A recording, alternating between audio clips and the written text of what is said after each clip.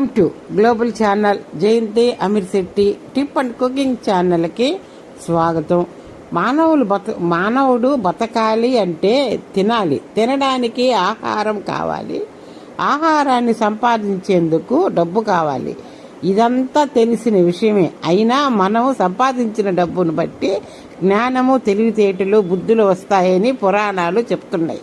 సక్రమంగా సంపాదించిన డబ్బుతో ఆహారం తింటే మంచి జ్ఞానం వస్తుందని, అది అక్రమంగా సంపాదించిన డబ్బుతో తిన్నవారికి అన్ని విధాల చెడు బుద్ధులే ఉంటాయని మహాభారతంలో ఇలాంటి ఘటనలు ఉన్నాయని చెబుతున్నారు పండితులు. మనం భుజించే ఆహారమును అనుసరించి మన ఆలోచనలు చెలరేగుతాయి. దీనిని పురస్కరించుకొని భగవద్గీతలో పాత్రశుద్ధి, పాకశుద్ధి, పదార్థ శుద్ధి అని చెప్పబడింది. పదార్థ శుద్ధి అనగా కేవలం కల్తీ లేని ఆహార పదార్థం అని కాదు. దాని అర్థము ఎటువంటి మార్గములలో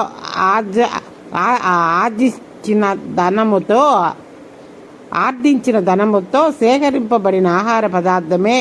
అటువంటి భావతరంగాల ప్రభావం ఈ ఆహారము భుజించిన వారిపైన ఉంటుందని, ఆహారాన్ని ఎలాంటి సంపాదనతో తయారు చేశామో అలాంటి భావాలే కలుగుతాయి. మహాభారత కాలంలో ద్రౌపదిని చెరబట్టిన సమయంలో అక్కడున్న పెద్దలు, భీష్మాచార్యులు, ద్రోణాచార్యులు, ఇతర పెద్దలు కూడా దుర్యోధనుని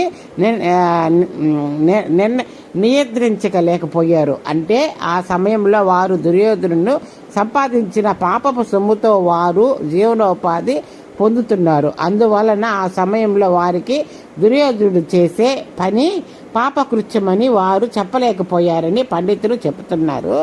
మహాభారత యుద్ధమునందు భీష్ముడు అంపశయ్యం పైన ఉన్నాడు. పాండవులు ద్రౌపదిని వెంట పెట్టుకొని వెళ్ళి దుఃఖముతో దీన వధురాలే భీష్ముని వద్దకు చేతులు జోడించుకొని నిలబడి ఉన్నారు.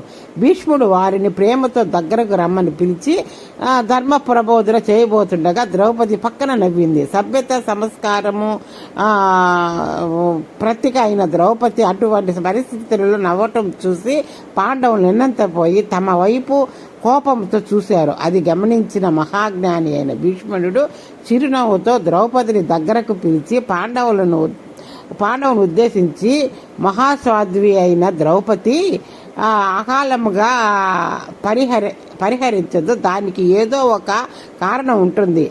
అప్పుడు భీష్ముడు అనుకొని పరిజ్ఞానంతో ఆలోచించాడు. ద్రౌపది నవ్వడానికి ఆమె మనోభావాలు నాకు తెలుసు భీష్ముడు అన్నాడు. దుర్మార్గులైన కౌరవులు అనుమానుషముగా ప్రవర్తించినప్పుడు చెప్పిన ధర్మసూత్రాల్లో సహజ ధర్మ పరివర్తనాలని తన భర్తకు ఇప్పుడు బోధించటంలో హాస్యాస్పదని భావించి నవ్వింది. అది సహజము. ఆమె ప్రవర్తనలో కించిత్ దోషము కూడా లేదు అన్నాడు. దుర్యోధనుడి కొలువులో ఉండటం చేత ఆ దుశ్శాసనతో సంపాదించిన ఆహారంతో నా రక్తము కలుషితమైంది. అప్పుడు ధర్మ బోధనలు చేసే అర్హత నాకు లేదు. అందుకు ఇప్పుడు ధర్మం గురించి ప్రస్తావించలేదు. ఇప్పుడు భీష్ముడు అంపశయ్యంపై ఉన్న సమయంలో అర్జునుడిని శరాఘాతముతో నాలో ఉన్న కలుషిత రక్తము స్రవించి ఇప్పుడు నేను స్వతంత్రుడయ్యాను, ధర్మ బోధన చేసే అధికారాన్ని పొందాను అంటూ పాండవులను సమాధానం పరిచి ప్రసన్నం చేశాడు.